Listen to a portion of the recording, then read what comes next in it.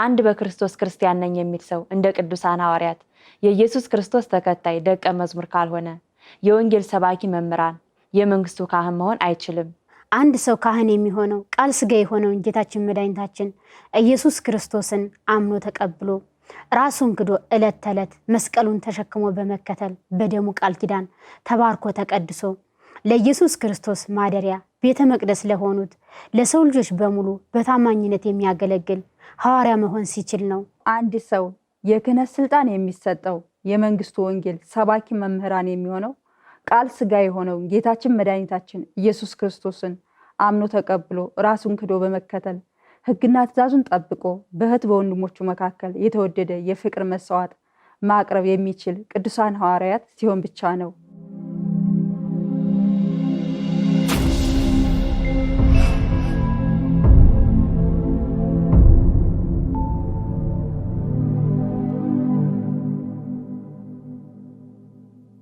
ሰላም ጤና ይስጥልን ክቡራን አድማጭ ተመልካቾቻችን፣ የሕያው እግዚአብሔር ቤተሰቦች በተለያየ ጉዳይ በኑሮ በስደት በመላው ዓለም ያላችሁ ኢትዮጵያን ኤርትራውያን የእግዚአብሔር መንፈስ የጥበብና የማስተዋል የክብርና የኃይል እግዚአብሔርንም የመፍራት መንፈስ በእናንተ ላይ ይሁን። ይህ መንፈሳዊ መልእክታችን በየጊዜው ወደ እናንተ የምናደርሳችሁ ብርሃነ ሥላሴ የኢየሱስ ክርስቶስ የትንሣኤው መልእክተኞች ነን። በዛሬው ዕለት ይዘንላችሁ የቀረብነው አስተምሮታችን ሊቀ ካህናችን ቃል ሥጋ የሆነው ጌታችን መድኃኒታችን ኢየሱስ ክርስቶስ ብቻ ነው በሚል ኃይለ ቃል እንማማራለን። በዚህ እግዚአብሔር ቃል ላይ ያላችሁን መልእክት ልታካፍሉን ስለቀረባችሁ ብርሃነ ሥላሴ የኢየሱስ ክርስቶስ የትንሣኤው መልእክተኞች በሕያው እግዚአብሔር ስም ከልብ አመሰግናለሁ። እኛም በሕያው እግዚአብሔር ስም እናመሰግናለን። ጸጋ ሕይወት ነኝ። እስከ መልእክቱ ፍጻሜ አብሬያችሁ ቆያለሁ። ባለፈው ባስተላለፍነው መልእክታችን ስግደት ማለት ቃል ሥጋ የሆነውን ጌታችን መድኃኒታችን ኢየሱስ ክርስቶስን አምነን ተቀብለን በሥጋ የተደገፍንበትን ገንዘብ፣ ዕውቀት፣ ጉልበት፣ ስልጣን የመሳሰሉትን ጥለን በልዑል እግዚአብሔር ፊት የምናቀርበው የትህትና የይቅር ባይነት መስዋዕት ነው ብለን ሕያው እግዚአብሔር ያዘዘንን መልእክት ወደ እናንተ አድርሰናል። ዛሬ ደግሞ አንድ ሰው እንደ ቅዱሳን ሐዋርያቶች የኢየሱስ ክርስቶስ ደቀ መዝሙር ካልሆነ በቀር መምህር ሆነ ነቢይ ካህናት መሆን አይችልም በሚል መልእክት ከጨለማ ወደ ብርሃን የሚያሸጋግረንን የሕይወት ቃል ልንሰብካችሁ በፊታችሁ ቀርበናል። ወደ መልእክታችን ስንገባ በብርሃነ ሥላሴ የኢየሱስ ክርስቶስ የትንሣኤው መልእክተኞች አስተምሮት አንድ ሰው ካህን ለመሆን ምን ማሟላት አለበት? አመሰግናለሁ።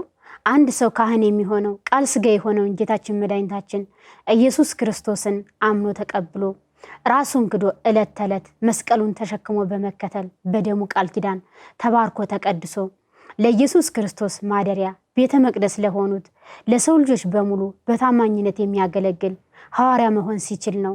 በመጽሐፍ ቅዱስ የሉቃስ ወንጌል ምዕራፍ 14 ከቁጥር 26 እስከ 27 ማንም ወደ እኔ የሚመጣ ቢኖር አባቱንና እናቱን ሚስቱን ልጆቹን ወንድሞቹን እህቶችን የራሱን ሕይወት ሳይቀር ባይጠላ ደቀ መዝሙር ሊሆን አይችልም። ማንም ከኋላዬ መስቀሉን ተሸክሞ የማይመጣ ቢኖር ደቀ መዝሙር ሊሆን አይችልም ይላል። ስለዚህ አንድ ሰው የክህነት ስልጣን ለማግኘት ቃል ሥጋ የሆነውን ኢየሱስ ክርስቶስን አምኖ ተቀብሎ ከቤተሰቦቹ ተለይቶ በመከተል ኢየሱስ ክርስቶስ በዋለበት ውሎ ባደረበት አድሮ የራሱን ሕይወት የካደ ነፍሱን ለቅድስና ሕይወት ለኢየሱስ ክርስቶስ የሰጠ በቃል የተሞላ ለመስቀሉ ሕይወት የሚታዘዝ ፍርሃት ጥርጥር የሌለበት ታማኝ ክርስቲያን መሆን ሲችል ነው።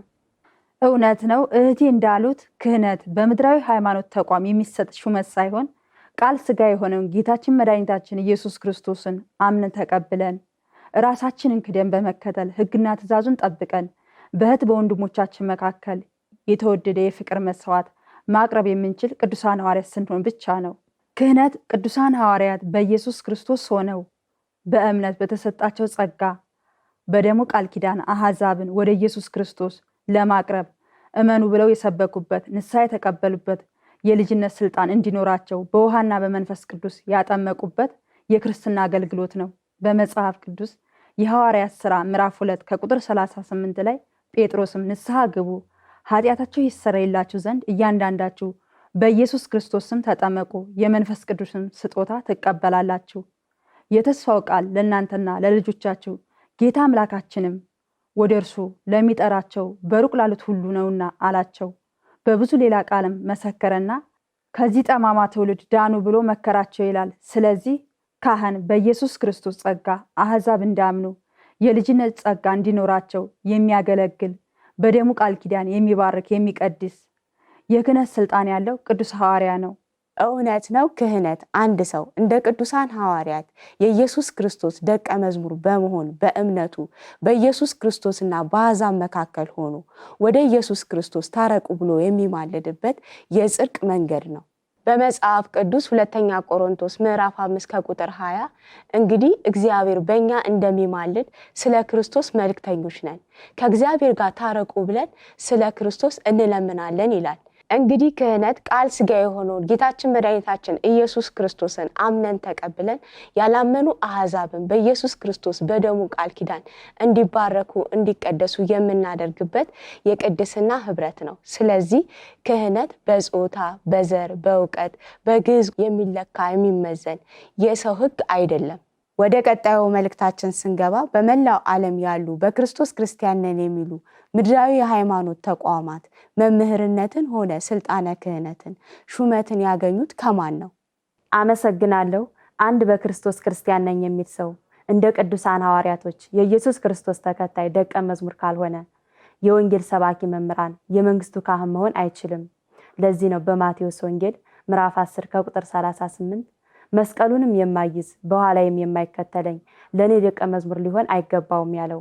እንግዲህ ለመጀመሪያ ጊዜ ኢየሱስ ክርስቶስ በስጋው ሲገለጥ እስራኤላውያን አይሁዶች ክደው ሰቅለውት በራሳቸው ሕግና መመሪያ መሰረት ሕገ ጸሐፊያን ካህናት የተቀደስን ቃል ኪዳን ያለን የእግዚአብሔር ልጆች ነን በማለት ኢየሱስ ክርስቶስን ስለካዱት ክህነት ስልጣናቸው ከእጃቸው ተወስዶ ኢየሱስ ክርስቶስን አምነው ለተቀበሉት ለቅዱሳን ሐዋርያት ስለተሰጠ እስከ ዛሬ ድረስ ሳይድኑ ሳይባረኩ ሳይቀደሱ በእርግማን ወድቀው ይኖራሉ።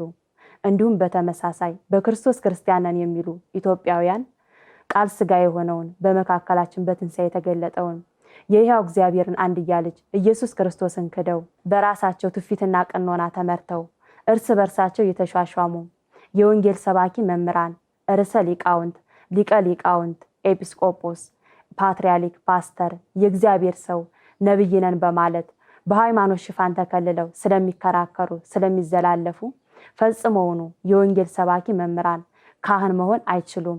እነዚህ ምድራዊ የሃይማኖት ተቋማት መሪዎች መንፈሳዊ አባት ካህን ነን የሚሉ የወንጌል ሰባኪ መምህራን፣ ቀሳውስት፣ ሊቃውንቶች በሙሉ ቃል ሥጋ የሆነው ጌታችን መድኃኒታችን ኢየሱስ ክርስቶስ በቅዱሳን ሐዋርያት ላይ በእምነታቸው ኪዳን የመሰረታት የልጅነት ጸጋ የክህነት ስልጣን የላቸውም። እነሱ ቃል ሥጋ የሆነው ኢየሱስ ክርስቶስ ያልመረጣቸው የዓለም መንግስት ያወጣውን ሕግና መመሪያ ሟልተው በኦርቶዶክስ፣ በፕሮቴስታንት፣ በካቶሊክ ስም ምድራዊ የሃይማኖት ድርጅት አቋቁመው ያን ድርጅት ለመምራት በገንዘብ ተቀጥረው ተሹመው ለአገልግሎታቸው በሕያው እግዚአብሔር በኢየሱስ ክርስቶስ ስም ገንዘብ የሚሰበስቡ ከጌታችን ከመድኃኒታችን ከኢየሱስ ክርስቶስ ከቅዱስ ቃሉ ከትእዛዙ የወጡ አንዲት ቅንጣት እንኳን የምትታይ የቅድስና ፍሬ የሌላቸው የኢየሱስ ክርስቶስን የኪዳኑ እንደማክፋፍተው መንፈስ ቅዱስን አሳዝነው የሚኖሩ በኢየሱስ ክርስቶስ ስም የገቡ ሐሳዊ መሲህ ናቸው። ስለዚህ በዚች ምድር የሚኖሩ በክርስቶስ ክርስቲያን ነን የሚሉ ምድራዊ ካህናት ስልጣነ ክህነታቸውን ከየት ነው ያመጡት? ቅዱሳን ሐዋርያት ስልጣን ክህነት ያገኙት ቃል ሥጋ የሆነውን ኢየሱስ ክርስቶስን አምነው ተቀብለው በዋለበት ውለው ባደረበት አድረው እስከ ሞት ድረስ ስለታመኑ ነው። በመጽሐፍ ቅዱስ የሉቃስ ወንጌል ምዕራፍ 6 ከቁጥር 12 ኢየሱስ ክርስቶስ ይጸልይ ዘንድ ወደ ተራራ ወጣ፣ ሌሊቱን ሁሉ ሲጸልይ አደረ። በነጋም ጊዜ ደቀ መዛሙርቱን ጠርቶ ከነሱ 12 መረጠ፣ ደግሞም ሐዋርያት ብሎ ሰየማቸው ይላል። እንግዲህ ቃል ሥጋ የሆነው ጌታችን መድኃኒታችን ኢየሱስ ክርስቶስ ቅዱሳን ሐዋርያትን ለመንግስቱ ካህን አድርጎ የመረጣቸው የብሉይ ኪዳን መጽሐፍን ጠንቀው ስላወቁ የአሮን ስልጣን ክህነት ስላላቸው የእንስሳቶችን መስዋዕት የእህል ቁርባን ማቅረብ ስለሚችሉ ሳይሆን ኢየሱስ ክርስቶስ በስጋው መገለጡን አምነው ተቀብለው ራሳቸውን ክደው ከቤተሰቦቻቸው ተለይተው ኢየሱስ ክርስቶስ በዋለበት ስለዋሉ ባደረበት ስላደሩ ነው። ስለዚህ አንድ ሰው የወንጌል ሰባኪ መምህር ለመሆን የክህነት ስልጣን ለማግኘት እነዚህን የቅድስና ሕግ ማሟላት አለበት። በመጀመሪያ ቃል ሥጋ የሆነውን ጌታችን መድኃኒታችን ኢየሱስ ክርስቶስን አምኖ ተቀብሎ ከኢየሱስ ክርስቶስ ጋር በዋለበት መዋል፣ ባደረበት ማደር አለበት። እንዲሁም የኢየሱስ ክርስቶስን ሞትና ትንሣኤ ለመካፈል የመንግስቱን ወንጌል መስበክ፣ ስለ ቅዱስ ወንጌሉ መራብ፣ መጠማት፣ መሰደድ አልፎም እስከ ሞት ድረስ ታምኖ ሰማዕትነትን መቀበል አለበት።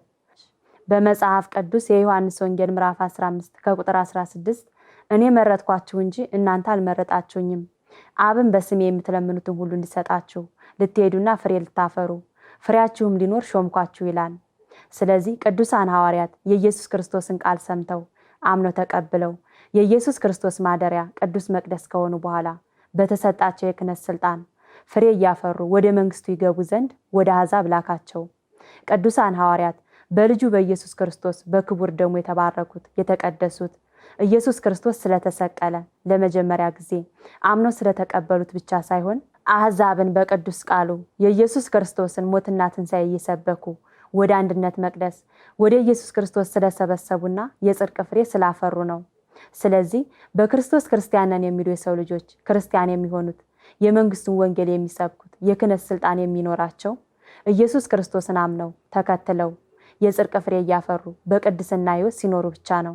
እውነት ነው። አንድ ሰው የክህነት ስልጣን የሚሰጠው የመንግስቱ ወንጌል ሰባኪ መምህራን የሚሆነው ቃል ሥጋ የሆነው ጌታችን መድኃኒታችን ኢየሱስ ክርስቶስን አምኖ ተቀብሎ ራሱን ክዶ በመከተል ሕግና ትእዛዙን ጠብቆ በእህት በወንድሞቹ መካከል የተወደደ የፍቅር መስዋዕት ማቅረብ የሚችል ቅዱሳን ሐዋርያት ሲሆን ብቻ ነው።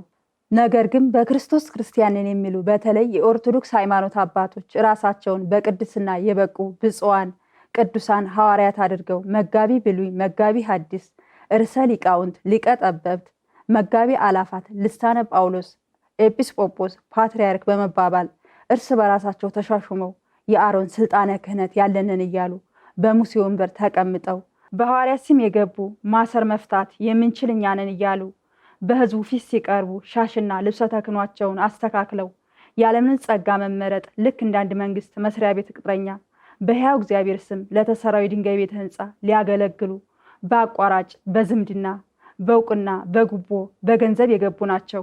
ለዚህ ነው በመጽሐፍ ቅዱስ የማቴዎስ ወንጌል ምዕራፍ 23 ላይ ጌታችን መድኃኒታችን ኢየሱስ ክርስቶስ ጸሐፍትና ፈሪሳውያን እንዲህ አላቸው፣ የሚሰሩትን ስራቸውን ሁሉ ለሰው ሊታዩ ይሰሩታልና አሸንክታባቸውን ይዘረጋሉ፣ የልብሳቸውን ዘርፍ ያስረዝማሉ፣ በማዕድ ጊዜ በክብር ስፍራ በምኩራብ በፊተኛው ወንበር መቀመጥን ይወዳሉ፣ ጸሎታቸውን በማብዛት ምክንያት የመብልቶችን ገንዘብ ይሰበስባሉ ያለው እነርሱ ለስልጣናቸው መሸፈኛ የእንጨት መስቀል እያሳለሙ ቃል ሥጋ የሆነው ጌታችን መድኃኒታችን ኢየሱስ ክርስቶስ በመስቀል ላይ ተሰቅሎ ክቡር ደሙን አፍስሶ ቤዛ በመሆን ከሞት ሕግ ያስፈታውን ምዕመን ተከታዮቻቸውን በድግምት በመተት አፍዘው አስረው በደሞዝ የሚያገለግሉ የእግዚአብሔር ቤተ መቅደስ የሆኑትን የሰውን ልጆች ወደ ከፋ በደል ኃጢአት በትነው የሚኖሩ የአጋንንት መንፈስ የሚመራቸው ምድራዊ ካህናት ናቸው።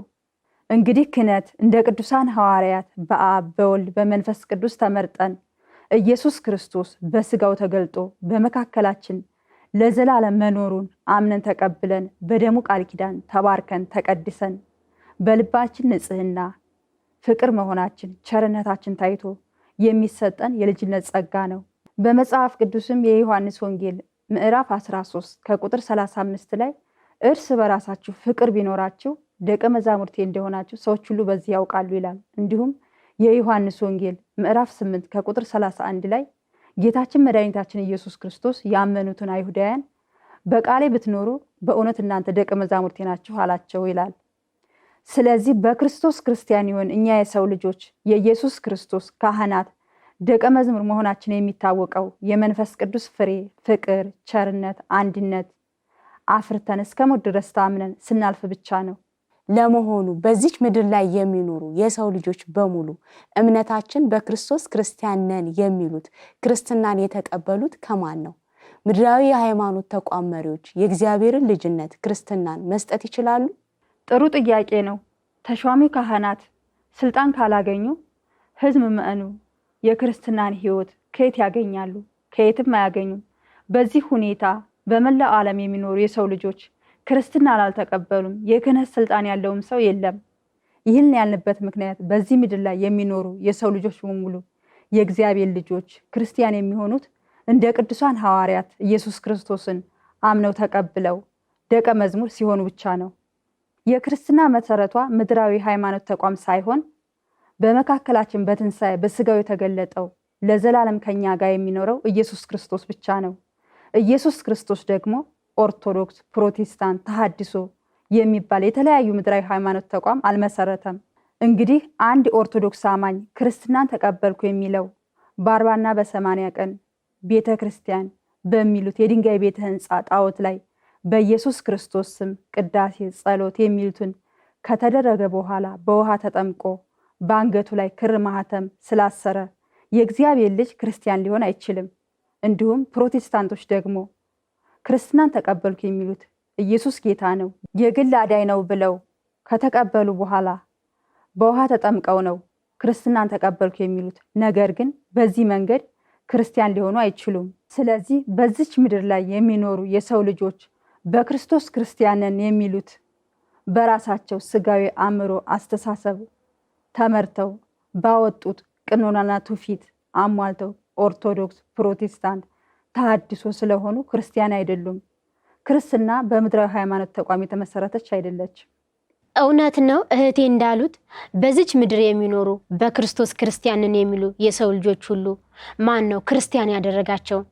ካህን፣ መንፈሳዊ አባት ነን የሚሉ ቀሳውስት፣ የወንጌል ሰባኪ መምህራን ማን ነው ስልጣነ ክህነት የሰጣቸው? ከማንስ ነው የተቀበሉት?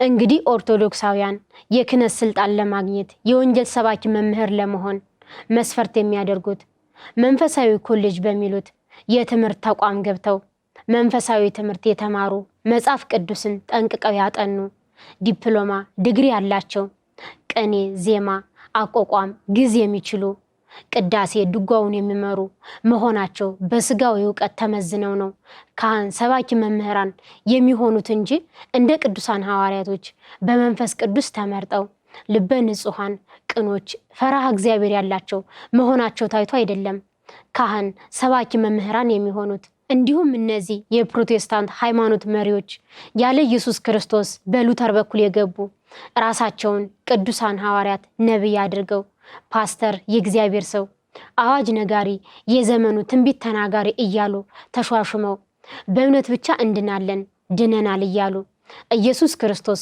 በመስቀል ላይ ተሰቅሎ የሰጠንን ዘላለማዊ ሕይወት የጽድቅ ሥራ የሚቃወሙ ምግባር ትሩፋት የሌላቸው የአጋንንት ልጆች ናቸው። ስለዚህ እነዚህ የፕሮቴስታንት የወንጌል ሰባኪ መምህራን፣ ነቢይ፣ ሐዋርያንን የሚሉ ስልጣኑን የተቀበሉት መልካም ሥራ አያድንም በማለት መልካም ማድረግ የጽድቅ ሥራ መስራት ከሚጠላው ከጨለማው ገዢ ከሆነው ከአጋንንት መንፈስ ስለሆነ የኢየሱስ ክርስቶስ ልጆች አይደሉም። ፈጽሞኑ የክህነት ስልጣን የላቸውም።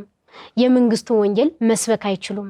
በመጽሐፍ ቅዱስ አንደኛ ጴጥሮስ ምዕራፍ 2 ከቁጥር 5 እናንተ ደግሞ እንደ ሕያዋን ድንጋዮች ሁናችሁ በእምነታችሁ ለሕያው እግዚአብሔር ለኢየሱስ ክርስቶስ ደስ የሚያሰኝ መንፈሳዊ መስዋዕትን ታቀርቡ ዘንድ ቅዱሳን ካህናት እንድትሆኑ መንፈሳዊ ቤት ለመሆን ተሰሩ ይላል።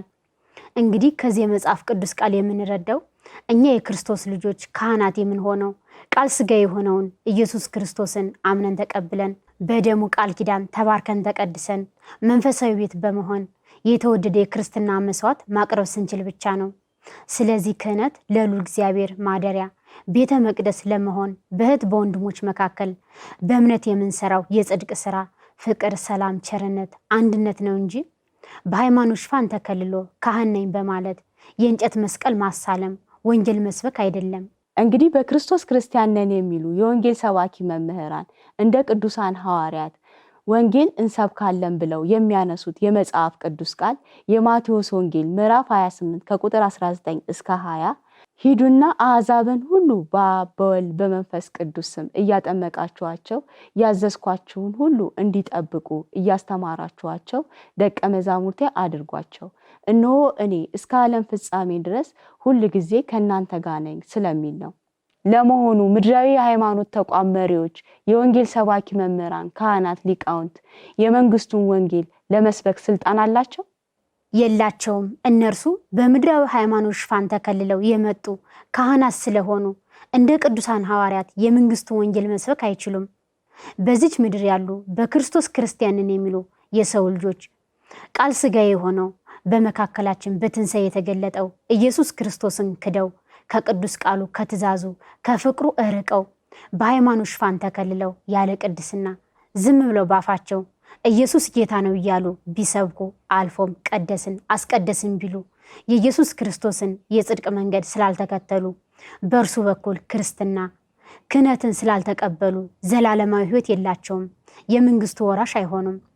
በመጀመሪያ ቃል ሥጋ የሆነው ጌታችን መድኃኒታችን ኢየሱስ ክርስቶስ በሥጋ መገለጡ አዲስ የምስራች ስለሆነ የሰው ልጆች ሁሉ እንዲያውቁና ዘላለማዊ ሕይወት መዳን እንዲያገኙ ቅዱሳን ሐዋርያቶችን በሥጋው መገለጡን ሞትና ትንሣኤውን እንዲሰብኩ የላካቸው ያለፉት ዘመናት የዛሬ 2018 ዓመተ ምህረት ነው። በመጽሐፍ ቅዱስ የማቴዎስ ወንጌል ምዕራፍ 28 ከቁጥር 19 እስከ 20 እንግዲህ ሂዱና አሕዛብን ሁሉ በአብ በወልድ በመንፈስ ቅዱስም እያጠመቃችኋቸው ያዘዝኋችሁንም ሁሉ እንዲጠብቁ እያስተማራችኋቸው ደቀ መዛሙርቴ አድርጓቸው።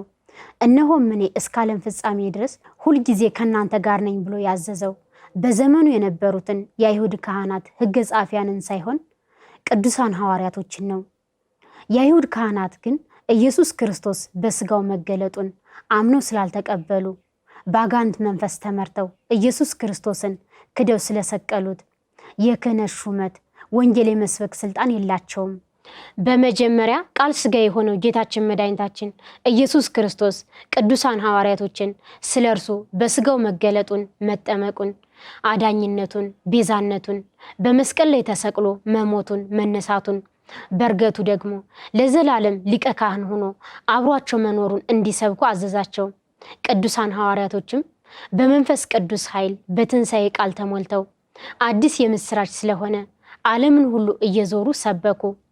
አምነው የተቀበሉትንም እያጠመቁ የኢየሱስ ክርስቶስ ደቀ መዝሙር እያደረጉ በአሕዛብ መካከል ተገልጠው እስከ ሞት ድረስ ታምነው የኢየሱስ ክርስቶስን ሞት ተካፍለው በመጨረሻም ይችን ዓለም አሸንፈው ሰማዕትነትን ተቀብለው የድል አክሊል ተቀዳጅተው በትንሣኤ ሕይወት ለዘላለም ይኖራሉ። እንግዲህ ስለ ኢየሱስ ክርስቶስ መገለጥ በዚህ ዘመን የምስራች ብሎ መስበክ አዲስ ነገር አይደለም። በቅዱሳን ሐዋርያት ዘመን ተሰብኮ አልፏል። ነገር ግን እኛ ብርሃነ ሥላሴ የኢየሱስ ክርስቶስ የትንሣኤው መልክተኞች ቃል ሥጋ የሆነው ጌታችን መድኃኒታችን ኢየሱስ ክርስቶስ በትንሣኤ በመካከላችን በኢትዮጵያ ምድር ተገልጦ መኖሩን እንዲያምኑ እንዲቀበሉ ሕግና ትእዛዙን ጠብቀው እንዲኖሩ እንሰብካቸዋለን። ስለዚህ ስብከት ቃል ሥጋ የሆነውን ጌታችን መድኃኒታችን ኢየሱስ ክርስቶስን አምነን ተቀብለን ሥጋዊ ምኞት መሻታችንን አስወግደን በመከተል ኢየሱስ ክርስቶስ በዋለበት ውለን ባደረበት አድረን የሚሰጠን ጸጋና ሐዋርያነት ነው። እውነት ነው። በክርስቶስ ክርስቲያን ነን የሚሉ የሃይማኖት አባቶች፣ የወንጌል ሰባኪ መምህራን በሃይማኖት ስብከታቸው ሊቀ ካህናችንን ኢየሱስ ክርስቶስን በዚህ ምድር ላይ በሥጋው የለም አሁን በአብ ቀኝ ተቀምጧል በማለት በሥጋዊ አእምሮ አረዳድ መለኮትን በጊዜ በቦታ መጥነውት ወስነውት ገና ይመጣል እያሉ በምትኩ እርስ በራሳቸው ተሿሹመው በመከራከር በመዘላለፍ ገንዘብ ለመሰብሰብ ሲሉ በኢየሱስ ክርስቶስ ስም በአቋራጭ በሃይማኖት ሽፋን የገቡ ሐሳዊ መሲህ ናቸው። በመጽሐፍ ቅዱስ አንደኛ ጢሞቴዎስ ምዕራፍ 3 ከቁጥር 2 እስከ 3 እንግዲህ ኤጲስቆጶስ እንዲህ ሊሆን ይገባዋል፣ የማይነቅፍ ልከኛ፣ ራሱን የሚገዛ በአግባቡ የሚሰራ እንግዳ የሚቀበል ለማስተማር የሚበቃ የማይሰክር የማይጨቃጨቅ ነገር ግን ገር የሆነ የማይከራከር ገንዘብ የማይወድ መሆን አለበት ይላል።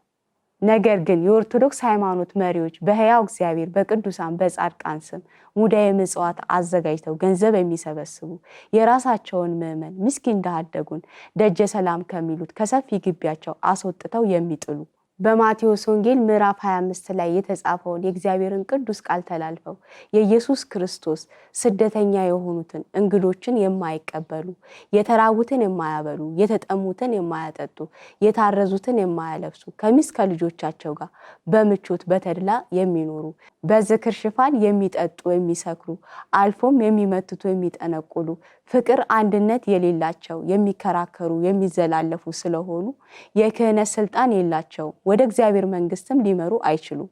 ወደ ማጠቃለያው መልእክታችን ስንገባ የሐዋርያት ሥራ ምዕራፍ 20 ከቁጥር 28 በገዛ ደሙ የዋጃት የእግዚአብሔር ቤተክርስቲያን ትጠብቋት ዘንድ መንፈስ ቅዱስ እናንተም ጳጳሳት አድርጎ ለሾመባት ለመንጋው ሁሉና ለራሳችሁ ተጠንቀቁ ይላል። ይህን የመጽሐፍ ቅዱስ ቃል እንዴት ታዩታላችሁ? አመሰግናለሁ። በክርስቶስ ክርስቲያንን የሚሉ የሃይማኖት አባቶች ከኢየሱስ ክርስቶስ የክህነት ሕግ የወጣ ያለ መንፈስ ቅዱስ መሪነት በስጋዊ ሕግና መመሪያ ተመርተው ራሳቸውን ሐዋርያ፣ ቅዱሳን፣ ጻድቃን አድርገው እርስ በራሳቸው በተለይ ኦርቶዶክሳውያን እርሰ ሊቃውንት፣ መጋቢ ብሉይ፣ መጋቢ ሐዲስ፣ ልሳነ መላክ፣ ኤጲስቆጶስ፣ ፓትርያርክ፣ ፕሮቴስታንቶች ደግሞ የወንጌል ሰባኪ መምህራን፣ ፓስተር፣ የእግዚአብሔር ሰው፣ የዘመኑ ትንቢት ተናጋሪ ነብይ አድርገው ተሻሹመው በሃይማኖት ሽፋን ተከልለው እርስ በራሳቸው የሚከራከሩ የሚዘላለፉ ሆነው በበደል በኃጢአት ወርቀው የሚኖሩ ምድራዊ ካህናት ናቸው። እነዚህ የሃይማኖት መሪ ነን የሚሉ ሰባኪ መምህራን ስልጣነ ክህነታቸውን ያመጡት ከየት ነው? በሰማይም በምድርም ስልጣን ካለው ቃል ስጋ ከሆነው ከኢየሱስ ክርስቶስ ነው ያገኙት? አይደለም። በሃይማኖት ሽፋን ተከልለው በአቋራጭ የገቡ ወንበዴዎች ናቸው። በመጽሐፍ ቅዱስ የሐዋርያት ሥራ ምዕራፍ 20 ከቁጥር 28 ላይ በገዛ ደሙ የዋጃትን የእግዚአብሔርን ቤተክርስቲያን ተጠብቋት ዘንድ መንፈስ ቅዱስ እናንተን ጳጳሳት አድርጎ ለሾመባት ለመንጋው ሁሉና ለራሳችሁ ተጠንቀቁ ይላል። እንግዲህ ከዚህ የመጽሐፍ ቅዱስ ቃል የምንረዳው በገዛ ደሙ የዋጃትን የእግዚአብሔርን ቤተክርስቲያን ማለቱ ኦርቶዶክሳውያን በሕያው እግዚአብሔር በቅዱሳን በጻድቃን ስም የሰሩትን የድንጋይ ቤተ ሕንፃ ያለ ኢየሱስ ክርስቶስ ፈቃድ በምድራዊ ሃይማኖት ተቋም የመሰረቱትን በኦርቶዶክስ በፕሮቴስታንት ስም የተሰበሰቡትን የሰው ልጆች አይደለም።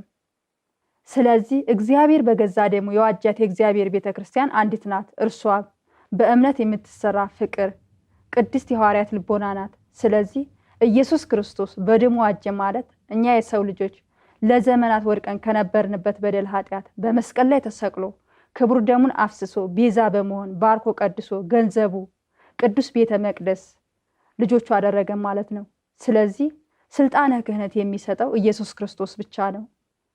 እነዚህ የኦርቶዶክስ ሃይማኖት አባቶች ሊቃውንት፣ ካህናት፣ ሰባኪ መምህራን በሊቀ ካህናችን በኢየሱስ ክርስቶስ ስም ተክተው ስልጣናቸውን ለመሸፈን የነፍሳችን መዳኛ ቤዛችን ኃይላችን ነው፣ አይሁድ ይክዱታል፣ እኛ የምናምነው ድነናል እያሉ የሚሰብኩት የሚያመልኩት የሚመኩበት የእንጨቱን መስቀል ስለሆነ ስልጣነ ክህነት የላቸውም። እስከ ዛሬ ድረስ በኢየሱስ ክርስቶስ በክቡር ደሙ ሳይባረኩ ሳይቀደሱ በበደል በኃጢአት ወርቀው ይኖራሉ። በመጽሐፍ ቅዱስ ራዕየ ዮሐንስ ምዕራፍ 1 ከቁጥር 5 ላይ ለወደደን ከኃጢአታችን ሁሉ በደሙ ላጠበን ለመንግስቱ ካህናት እንድንሆን ላደረገን ለአምላካችን ለኢየሱስ ክርስቶስ ከዘላለም እስከ ዘላለም ክብር ምስጋና አምልኮት ውዳሴ ይገባል። አሚን። እንግዲህ ካህን የምንሆነው በኢየሱስ ክርስቶስ በክቡር ደሙ ተባርከን ተቀድሰን በምናፈራው የጽድቅ ፍሬ ነው እንጂ የኦርቶዶክስ ጳጳሳት ኤጲስቆጶስ ነን የሚሉት ካህን ብለው ስለሾማቸው አይደለም ካህን የሚሆኑት። ነገር ግን እኛ ብርሃነ ሥላሴ የኢየሱስ ክርስቶስ የትንሣኤው መልእክተኞች እንደ ቀደምት ሐዋርያቶች ኢየሱስ ክርስቶስ በስጋ በመካከላችን በትንሣኤ ተገልጦ ከኛ ጋር መኖሩን አምነን ተቀብለን ሕግና ትእዛዙን ጠብቀን የስጋ መሻታችንን ምኞታችንን አስወግደን ራሳችንን ክደን ከቤተሰቦቻችን ተለይተን ኢየሱስ ክርስቶስ በዋለበት ውለን ባደረበት አድረን እስከ ሞት ድረስ ታምነን ስለምንኖር በገዛ ደሙ በዋጃት ቤተክርስቲያን በመንግስቱ ላይ ካህናት አድርጎ ሾመን። እንግዲህ እኛ ስልጣን ያገኘ ነው ክርስትናን የተቀበል ነው ከራሱ ቃል ስጋ ከሆነው ከኢየሱስ ክርስቶስ ነው። እነዚህ የኦርቶዶክስ የፕሮቴስታንት የካቶሊክ ሃይማኖት መሪ ነን የሚሉት ስልጣነ ክህነት የላቸውም፣ ክርስትናም አልተቀበሉም፣ መባረክ መቀደስ አይችሉም። ነገር ግን እኛ ብርሃነ ሥላሴ የኢየሱስ ክርስቶስ የትንሣኤው መልእክተኞችን በሴትነታችን ሳይሰናከሉ ቢቀበሉም በመካከላችን በትንሣኤ በስጋው የተገለጠውን ኢየሱስ ክርስቶስን ስለሚቀበሉ ከሞት ወደ ዘላለማዊ ሕይወት ይሻገራሉ፣ የመንግስቱ ወራሽ ይሆናሉ።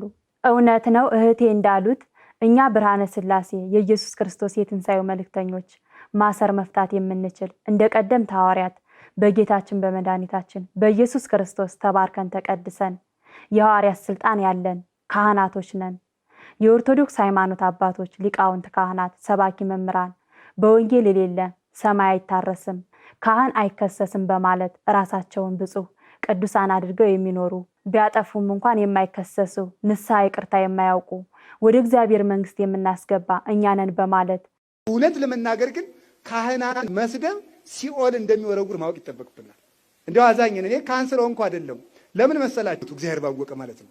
ያን የመንግስተ ሰማያት መክፈቻ ቁልፍ የያዘ 10 ጣቶቹ በመለኮት ደም የሚታለል ይህንን ካህን አምላክ ሱራፌል ኪሩቤል ሊነኩት የማይችሉትን የሚዳስሰውን እሱን ኃጢአት ሲሰራ እንኳን ብናገኘው ዘወር ብለን የመንቀፍ ስልጣን የለንም።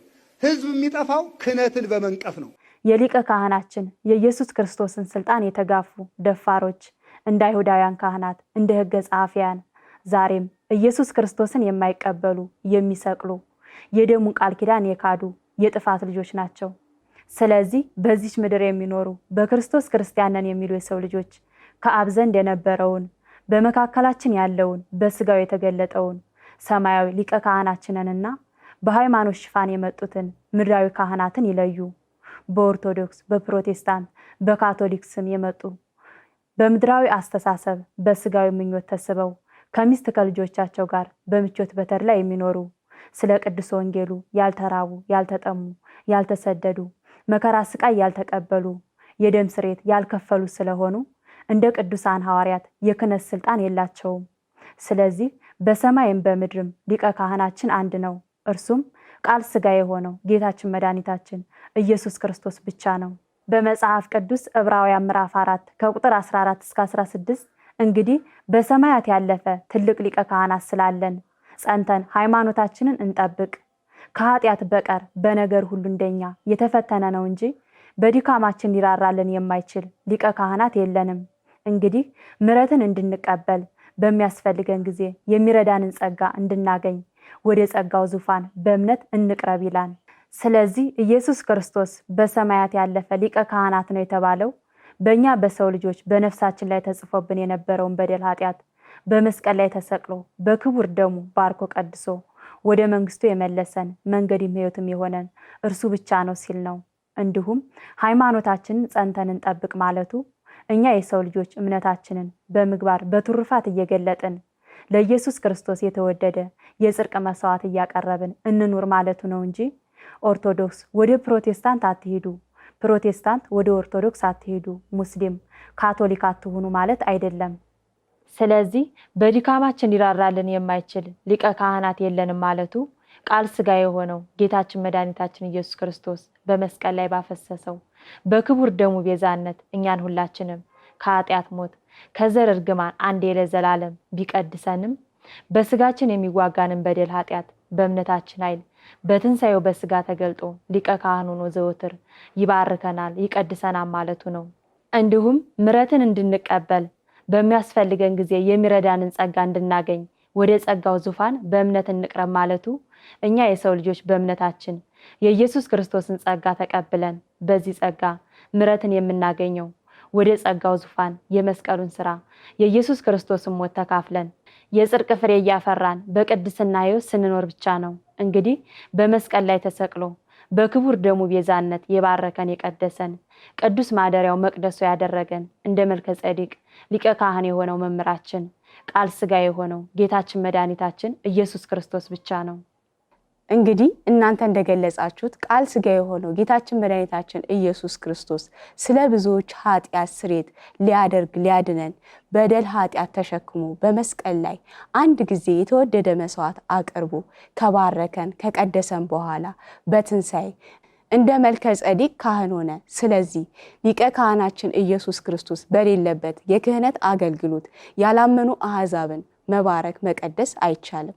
በመጽሐፍ ቅዱስ ዕብራውያን ምዕራፍ 7 ከቁጥር 22 እስከ 24 እንግዲህ ኢየሱስ ክርስቶስ ለሚሻል ኪዳን ዋስ ሆኗልና እነርሱም እንዳይኖሩ ሞት ስለከለከላቸው ካህናት የሆኑት ብዙዎች ናቸው። እርሱ ግን ለዘላለም የሚኖር ስለሆነ የማይለወጥ ክህነት አለው ይላል። ስለዚህ ቃል ሥጋ የሆነው ጌታችን መድኃኒታችን ኢየሱስ ክርስቶስ በእምነታችን ኃይል አብሮን በመካከላችን በስጋ ተገልጦ የሚኖር ሞት የማይከለክለውን ትንሣኤና ሕይወት የሰጠን የዘላለም ካህናችን ነው። በዛሬው ዕለት ተጨማሪ መልእክት ስላለን ወደ መልእክታችን እንገባለን። ቃል ሥጋዬ የሆነው የኢየሱስ ክርስቶስ የትንሣኤ መልእክት ይሄ ነው። ክህነት ማለት ቃል ሥጋዬ የሆነውን ጌታችን መድኃኒታችን ኢየሱስ ክርስቶስን አምነን ተቀብለን ከቤተሰቦቻችን ተለይተን በመከተል ሥጋዊ ምኞት መሻታችንን አስወግደን ኢየሱስ ክርስቶስ በዋለበት ውለን ባደረበት አድረን ስለ ቅዱስ ወንጌሉ ተርበን ተጠምተን መከራ ስቃይ እንግልት ሲደርስብን ታግሰን እስከ ሞት ድረስ ታምነን ሰማዕትነትን ተቀብለን ጽድቅን የምናገኝበት የሐዋርያነት ሥራ ነው እንጂ በሃይማኖት ሽፋን ንዋይ ገንዘብ ለመሰብሰብ ምድራዊ የሃይማኖት ተቋም መስርታችሁ ያን ተቋም ለመምራት ገንዘብ ተከፍሏችሁ የሚሰጥ ሹመት አይደለም። እንግዲህ እናንተ በክርስቶስ ክርስቲያንን የምትሉ የኦርቶዶክስ፣ የፕሮቴስታንት፣ የካቶሊክ የሃይማኖት መሪዎች ስልጣነ ክህነት የሰጣችሁ ማን ነው? ምዕመን ተከታዮችስ የክርስትናን ሕይወት በማን በኩል ነው የተሰጣችሁ ያገኛችሁት? በመጽሐፍ ቅዱስ ዕብራውያን ምዕራፍ 5 ከቁጥር 9 እስከ 10 ቃል ሥጋዬ የሆነው ኢየሱስ ክርስቶስ ከስቅለቱ በኋላ በእግዚአብሔር እንደ መልከ ጸዲቅ ሹመት ሊቀ ካህን ተብሎ ስለተጠራ ለሚታዘዙለት ሁሉ የዘላለም መዳን ምክንያት ሆነላቸው ይላል። ነገር ግን እናንተ በዚህ ምድር ያላችሁ ኢየሱስ ክርስቶስ በሰማይ በአብ ቀኝ ተቀምጧል፣ አሁን የለም፣ ገና ለፍርድ ይመጣል እያላችሁ በጊዜ በቦታ ወስናችሁት ከስቅለቱ በኋላ ለሚታዘዙለት ሁሉ የዘላለም ሊቀ ካህን ሆነላቸው በሚለው ወንጌል ተሰናክላችሁ አርጓል ሂዷል በማለት በምትኩ ኦርቶዶክሳውያን ራሳችሁን ቅዱሳን ሐዋርያት አድርጋችሁ ርዕሰ ሊቃውንት መጋቢ ብሉይ፣ መጋቢ አዲስ፣ ሊቀ ጠበብት፣ መጋቢ አላፋት በመባባል እንዲሁም ፕሮቴስታንቶች ደግሞ ራሳችሁን በቅድስና የበቃችሁ ሐዋርያ ነቢይ አድርጋችሁ የእግዚአብሔር ሰው ፓስተር፣ አዋጅ ነጋሪ፣ ሐዋርያው ቅዱስ ጳውሎስ የዘመኑ ትንቢት ተናጋሪ እያላችሁ በመሾሿም አልፎም ኢየሱስ ክርስቶስ ይማልዳል አይማልድም፣ በአብ ቀኝ የተቀመጠው ሊፈርድ ነው አይማልድም፣ በመስቀል ላይ ተሰቅሎ በደሙ ያስታርቀን የነፍሳችን ቤዛ አሁንም በሰማይ የሚማልደን ኢየሱስ ክርስቶስ ብቻ ነው እያላችሁ በመከራከር በመዘላለፍ ፍቅር አንድነት የሌላችሁ ስለሆናችሁ እስከ ዛሬ ድረስ በጨለማ አስተሳሰብ በበደል በኃጢአት ትኖራላችሁ። ስለዚህ እናንተ በክርስቶስ ክርስቲያንን የምትሉ ኢየሱስ ክርስቶስ በስጋው በትንሣኤ በመካከላችን ተገልጦ ለዘላለም አብሮ መኖሩን የማታምኑ የማትቀበሉ በሃይማኖት ሽፋን በአቋራጭ የገባችሁ ስለ ቅዱስ ወንጌሉ ሳትራቡ ሳትጠሙ ሳትሰደዱ መከራ ስቃይ እንግልት ሳትቀበሉ እንደ ቅዱሳን ሐዋርያቶች እስከ ሞት ድረስ ሳትታመኑ በእግዚአብሔር ፊት የምትታይ ቅንጣት ያክል የጽድቅ ፍሬ የደም ስሬ ሳትከፍሉ የምትኖሩ የክህነት ስልጣን የሌላችሁ ክርስትናን ያልተቀበላችሁ በመጽሐፍ ቅዱስ የማቴዎስ ወንጌል ምዕራፍ 24 ላይ እንዳለው በኢየሱስ ክርስቶስም የገባችሁ ሐሳዊ መሲህ ናችሁ። እንግዲህ እናንተ በክርስቶስ ክርስቲያንን የምትሉ በዚች ምድር የምትኖሩ አብያተ ክርስቲያናት በሙሉ የመንግስቱ ካህናት ክርስቲያን ትሆኑ ዘንድ በመካከላችሁ የመሰረታችኋቸውን ምድራዊ የሃይማኖት ተቋም አፍርሳችሁ ሁላችሁ በአንድነት በፍቅር በእውነትና በመንፈስ ቅዱስ ታመልኩኝ ዘንድ እኔ ቃል ሥጋ ሁኜ በመካከላችሁ በትንሣኤ የተገለጥኩትን ኢየሱስ ክርስቶስን ተቀበሉኝ። እኔን የተቀበለ ዘላለማዊ ሕይወት ያገኛል፣ ቢሞትም እንኳን አስነሳዋለሁ ይላችኋል ቃል ሥጋ የሆነው በመካከላችን ያለው በትንሣኤ የተገለጠው የዘላለም ሊቀ ካህናችን ኢየሱስ ክርስቶስ። ክቡራን አድማጭ ተመልካቾቻችን በዛሬው ዕለት አንድ ሰው እንደ ቅዱሳን ሐዋርያት የኢየሱስ ክርስቶስ ደቀ መዝሙር ካልሆነ በስተቀር መምህር ሆነ ነቢይ ካህን መሆን አይችልም በሚለው ላይ ብዙ ግንዛቤና ማስተዋል እንዳገኛችሁ ተስፋ እናደርጋለን። በቀጣይ አስተምሮት መልእክታችን ስለ ፍትሃት እንማማራለን። የእግዚአብሔር ፍቅር፣ ሰላም፣ ጤና ከእናንተ ጋር ይሁን።